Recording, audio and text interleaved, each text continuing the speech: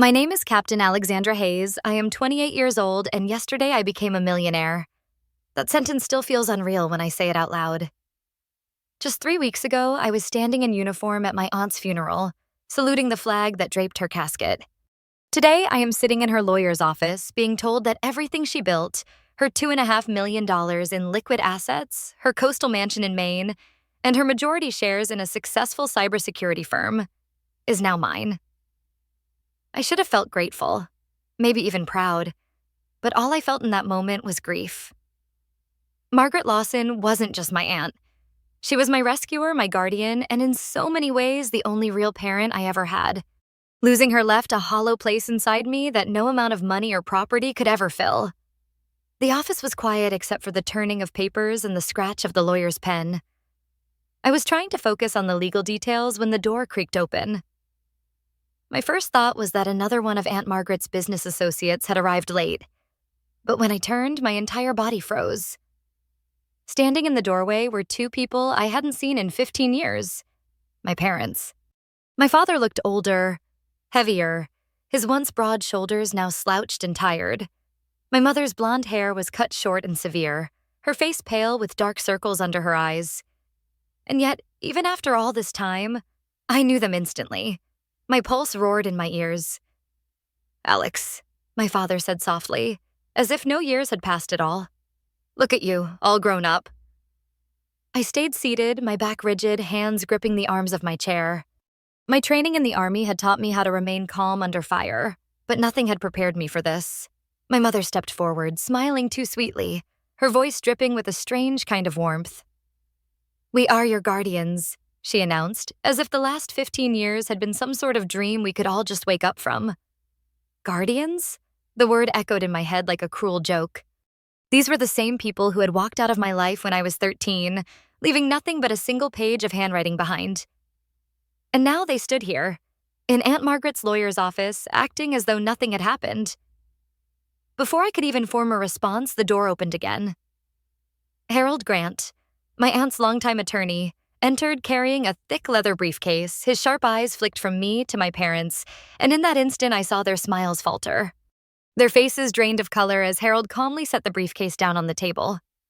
And I knew, deep in my gut, that this was only the beginning. The sight of my parents after all these years ripped open memories I had fought to bury. I forced my eyes back to the polished oak table in front of me, but the past came flooding back like a wound that never healed. I grew up in Norfolk, Virginia, in a modest one-story house near the shipyards. We were not wealthy, but for a while we were happy. My dad worked long shifts as a welder, and my mom was a nurse at the local clinic. On weekends, we would go fishing off the pier, eat burgers fresh off the grill, or watch the fighter jets streaking across the sky from the nearby naval base. Back then, I thought we were a normal family, but even as a child, I noticed changes. My dad stopped coming home on time, always smelling of smoke and beer. He whispered on the phone at night, and the more he disappeared, the more my mom's light dimmed. She spent entire days curled in bed with the blinds shut, muttering that she was too tired for the world. I learned to tiptoe around her moods, to fold laundry quietly, to make sandwiches from the scraps in the fridge without asking. I told myself that if I kept my grades high, kept the house tidy, never caused trouble, then maybe, just maybe, they would smile at me again like they used to. But no amount of perfection could stop the spiral.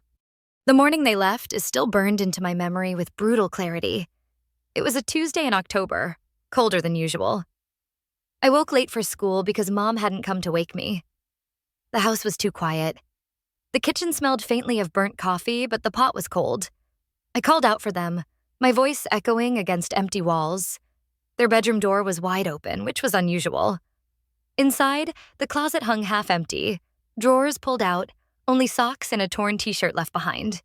My chest tightened as I searched the house, desperate for any sign of them.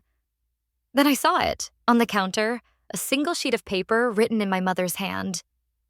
"Alexandra, we cannot do this anymore. Your Aunt Margaret will take care of you. We are sorry." 16 words. That was all my childhood was worth. I clutched that note so hard my hands shook, dialing my mother's number again and again. No answer. My father's phone line was already disconnected. I sat on the couch all night, staring at the door, believing they would walk back in with some explanation. But they never did. And in that hollow silence, something in me broke. By the third day alone in that empty house, I had eaten through the last box of cereal and was drinking water from the tap to quiet my stomach.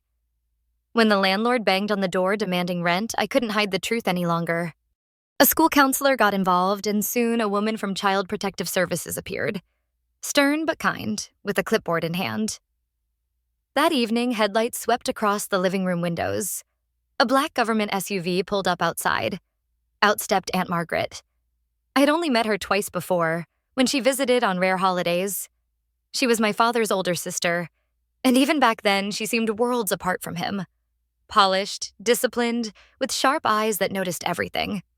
That night, she wore the dark suit, her graying hair pulled back in a no-nonsense bun. She didn't waste time on hugs or reassurances. "Pack only what you can carry," she instructed. Her tone was clipped but not unkind. "The rest can be shipped later." Something about her presence, steady and controlled, made me obey without question. I stuffed a few clothes, a photo album, and my school books into a backpack. Within an hour, I was in the back seat of her SUV watching the only home I had ever known vanish in the rearview mirror. Life with Aunt Margaret was unlike anything I had imagined. She lived in a sprawling coastal mansion in Maine, an intimidating place with high ceilings, heavy velvet curtains, and rules posted like laws. Breakfast was at 7 sharp. Beds had to be made military tight. Shoes were forbidden on the hardwood floors. Piano practice was mandatory for 1 hour a day whether I had talent or not. Homework was done at a desk, never on the couch. At first, I rebelled. I skipped chores, slammed doors, even shouted that I hated her. I half expected her to get rid of me like my parents had. But Margaret never raised her voice, never threatened abandonment. Each rule I broke came with logical consequences. Miss breakfast? No food until lunch. Failed to finish homework? Weekend plans canceled. Over time, her consistency wore down my defenses. Beneath the strictness, I began to see a strange kind of care. When I cried over an old family photo, she didn't lecture me. She handed me a handkerchief and sat silently until the tears dried. When I failed math, despite trying my best, she didn't scold. She hired a tutor. Margaret introduced me to discipline, but also to resilience. She talked about strategy as if it were survival, teaching me to observe, to plan, to think 3 moves ahead. And though she never said the words, I realized something important. She wasn't trying to be my friend. She was trying to be my anchor. For the first time since my parents left, I felt safe. By the time I turned 18, I had stopped seeing Aunt Margaret's house as a prison and started seeing it as a training ground. She had taken a broken 13-year-old and, through discipline and structure, forged someone stronger. When college applications came around, she pushed me toward West Point. I resisted at first. I wanted freedom, something less rigid than the life I had been living. But Margaret told me bluntly, "Structure saved you. Now it will shape you." She was right. I earned a spot at the United States Military Academy. The first months were brutal. Early morning runs in freezing rain, endless drills, upperclassmen barking orders. But every time I wanted to quit, I remembered that note my parents left behind. The 16 words that told me I wasn't worth staying for. And I swore I would prove them wrong. At West Point, I found my calling. Intelligence courses fascinated me. The art of strategy, the science of gathering fragments of truth and turning them into something actionable. It reminded me of Margaret, the way she always observed people carefully, noting who spoke first, who avoided eye contact. Slowly, I realized I was becoming more like her. After graduation, I commissioned as an intelligence officer in the U.S. Army. Deployment overseas was a wake-up call. War was not a movie, not a game of strategy boards. It was dust, sweat, sleepless nights, and choices that weighed on you long after the battle was over. I learned how fragile life was, and how crucial trust was among soldiers. Every mission, I wrote letters to Margaret. They weren't long, sometimes just a few sentences scribbled in fatigue, but I needed her to know I was alive. She never wrote back with flowery words. Instead, she sent care packages, protein bars, tactical gloves, sharp pencils, and notes that ended with the same 2 words every time. Stay sharp. It didn't look like love in the way most people described it, but it was her version of saying, "I'm here, I see you. Keep going. Years later, just as my own career was gaining momentum, Margaret grew ill. Lung cancer. By then, I had seen enough hospitals and combat zones to know what the diagnosis meant. Still, I came home whenever I could, trading battlefields abroad for a new kind of war. One against time.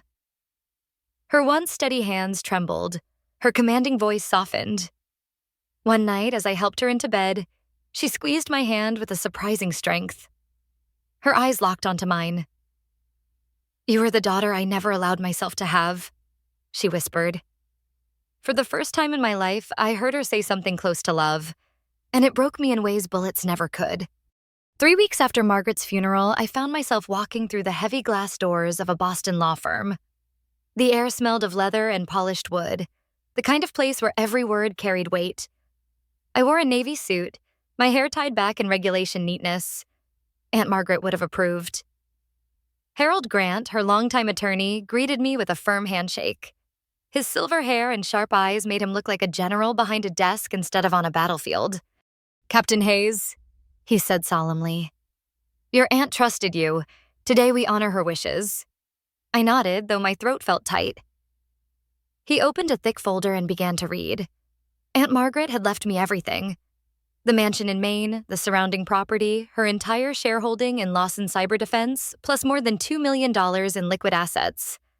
I knew she had been successful, but the sheer scope of her wealth stunned me. "She wanted you to have stability," Harold explained. "And power. She built this empire for you."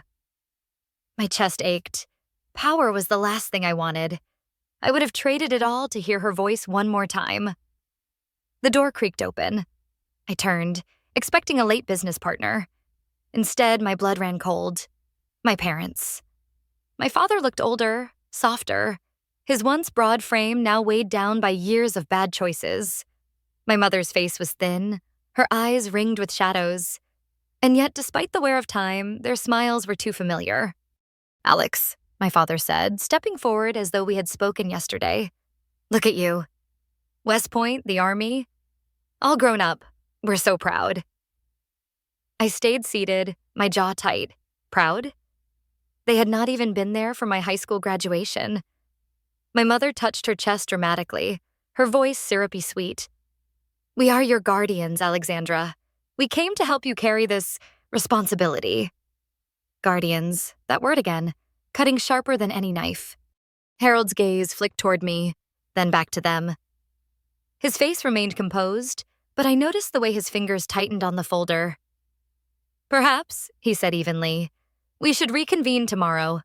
I'll prepare additional documentation to clarify any questions about guardianship and inheritance. Would 2 o'clock work?" My parents exchanged a look. My father nodded quickly. "Of course. We'll be staying at the Westmont Hotel downtown. We should have lunch first, Alexandra. We need to catch up as a family." The word family made my stomach twist. They left reluctantly, my mother leaning in to whisper, "We have so much to talk about, sweetheart."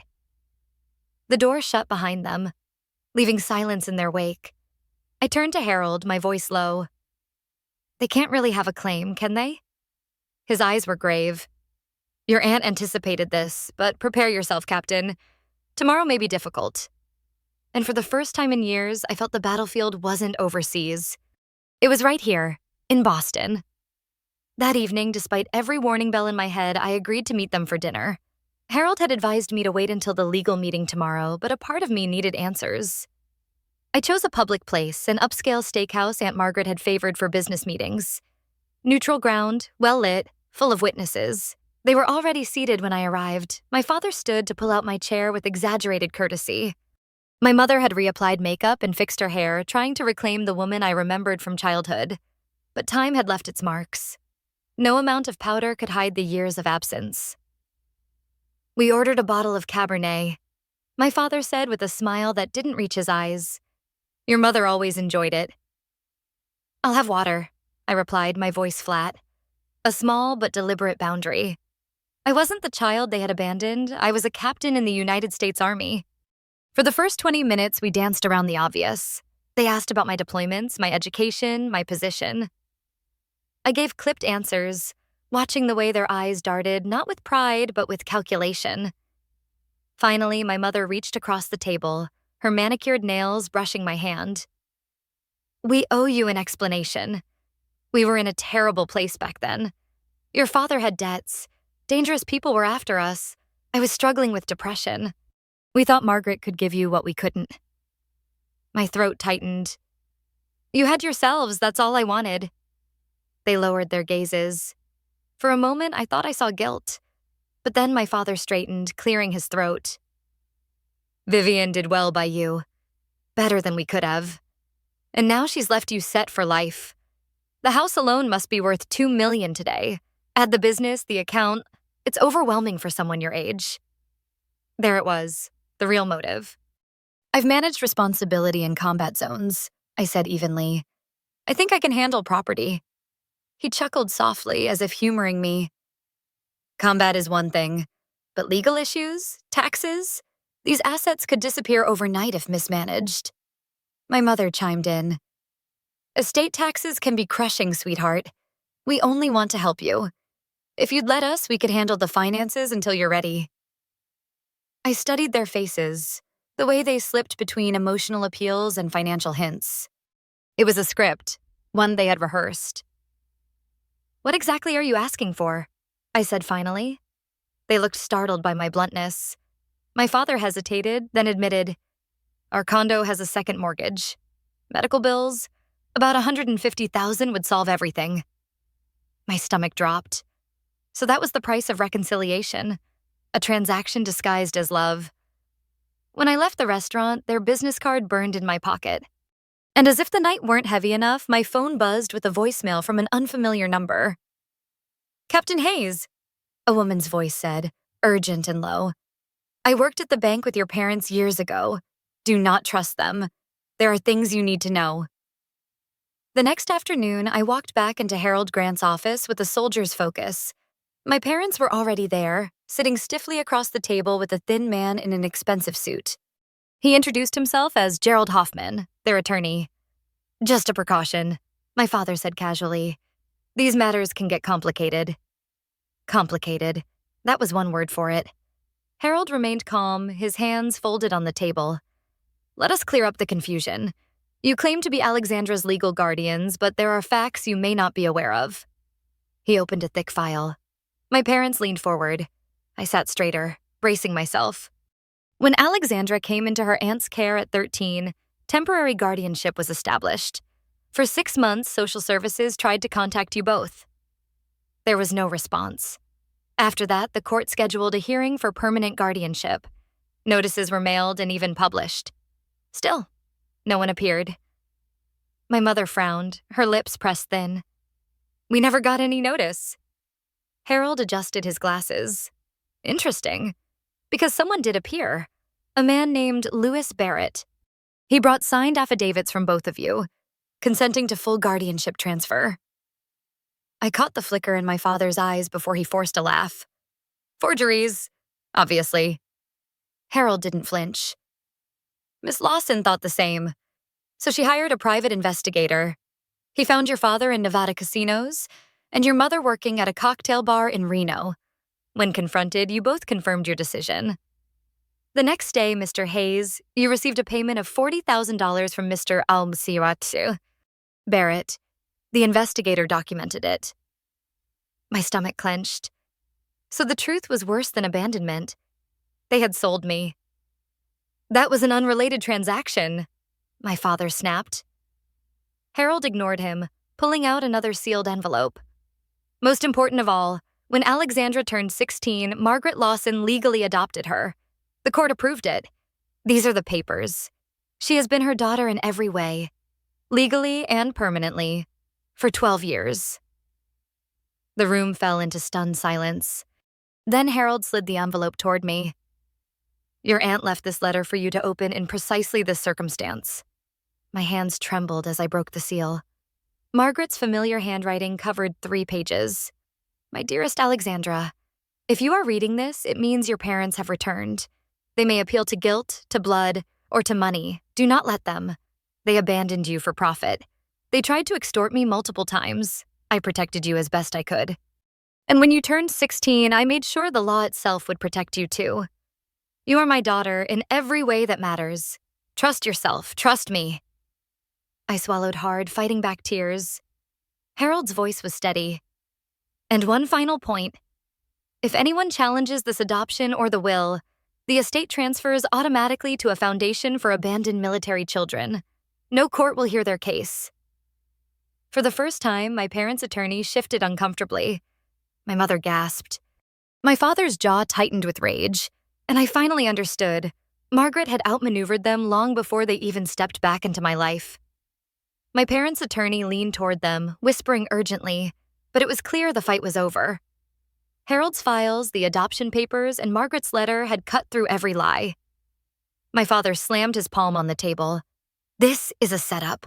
She poisoned you against us, Alexandra. We're your blood. That fortune belongs to us, too. I stood, my voice steady. Biology isn't an entitlement program. You gave me life and then you sold me. Margaret gave me everything else. Discipline, stability, and a future. She was my family. You were just absent. Security escorted them out, my mother sobbing dramatically, my father muttering threats about how this wasn't over.